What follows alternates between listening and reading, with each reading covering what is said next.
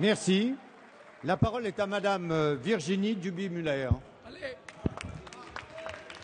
Dimanche dernier, 1 million de personnes de tous âges, de toutes opinions, de toutes confessions ont défilé dans une ambiance bon enfant. S'il vous plaît. Et non pas 340 000 comme vous le prétendez pour minimiser l'ampleur de la mobilisation, afin de défendre l'institution du mariage que vous attaquez. Face à la clameur qui monte des tréfonds du pays, vous avez déjà commencé à reculer en retirant l'amendement du groupe socialiste pour étendre la procréation médicale assistée aux couples de même sexe. Mais nous l'avons bien compris, ce recul n'est que tactique, puisqu'une loi sur la famille a d'ores et déjà été annoncée pour le mois de mars, comprenant cette disposition. Alors, qu'on ne nous prenne pas pour des idiots. Votre objectif à terme est bien le démantèlement de tous les fondamentaux de la famille. Je m'adresse à nos collègues de la majorité. Comment pouvez-vous avoir comme maître à penser M. Pierre Berger, qui déclarait, je cite, « Louer son ventre pour faire un enfant ou louer ses bras pour aller à l'usine, quelle différence ?»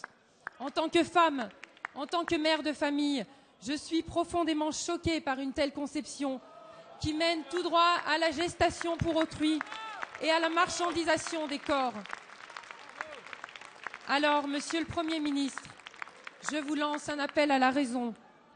Quand annoncerez-vous le retrait définitif de cette mesure qui clive les Français et qui serait la reconnaissance d'un droit à l'enfant, alors que seul doit compter le droit de l'enfant? Je vous remercie. Merci, Madame. La parole est à Madame la garde des Sceaux, ministre de la Justice, Christiane Taubira.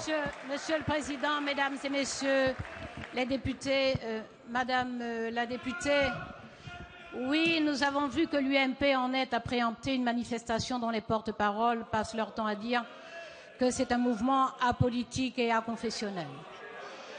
Le gouvernement a le respect des Français qui s'interrogent sur une réforme de fond. C'est effectivement une réforme de fond, une grande et belle réforme pour l'égalité des droits, une belle et grande réforme qui a le souci de protéger les enfants qui sont aujourd'hui dans un statut juridique extrêmement précaire.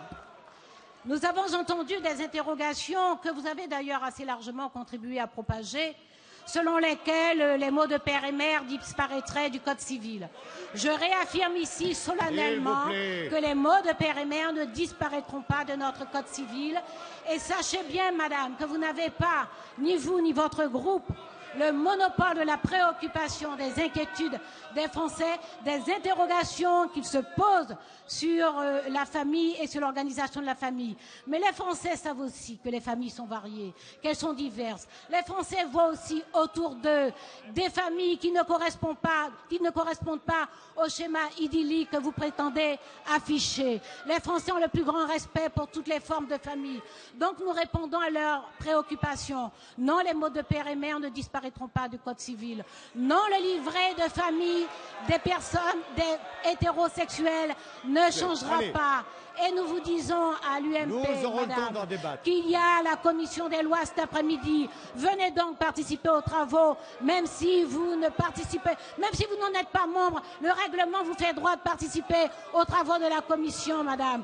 Vous avez préféré bouder les débats avec les auditions organisées par le rapporteur. Rattrapez-vous, Madame, et dites la vérité aux Français. Dites aux Français que nous faisons progresser la société avec l'égalité des droits.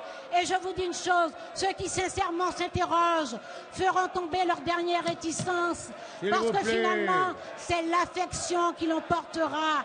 Et à force de voir autour d'eux des familles homoparentales qui élèvent leurs enfants dans l'amour, ils comprendront que l'égalité des droits